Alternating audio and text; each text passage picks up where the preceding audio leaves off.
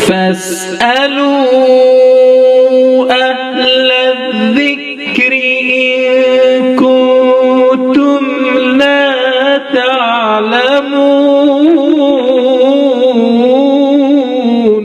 السلام علیکم ورحمۃ اللہ وبرکاتہ۔ ایک ویڈیو ارسال ہے جس میں گاڑی میں رسی باندھ کر ایک بکرے کی کھال اتاری گئی ہے۔ دریافت طلب امر یہ ہے کہ کیا اس طریقے پر کھال اتارنا درست ہے؟ رہنمائی فرمائیں۔ معرفت مولانا ذوالقرنین صاحب قاسمی۔ وعلیکم السلام ورحمۃ اللہ وبرکاتہ۔ بسم اللہ الرحمن الرحیم۔ الجواب وباللہ التوفیق۔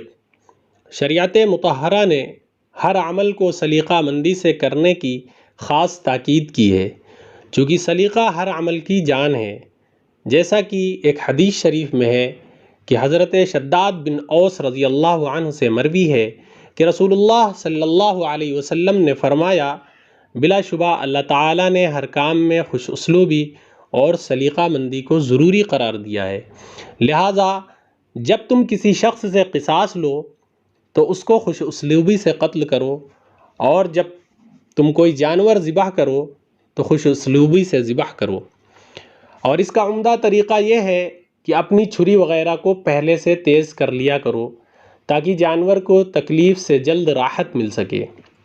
راحت دینے کا مطلب یہ ہے کہ ذبح کے بعد اس کو اچھی طرح ٹھنڈا ہونے دیا جائے۔ ٹھنڈا ہونے سے قبل چمڑا اتارنے کو فقہا نے مکروہ قرار دیا ہے۔ ویڈیو میں جو طریقہ کھال الگ کرنے کا اختیار کیا گیا ہے، یہ طریقہ سلیقے کے خلاف ہے اور غیر اخلاقی طریقہ ہے۔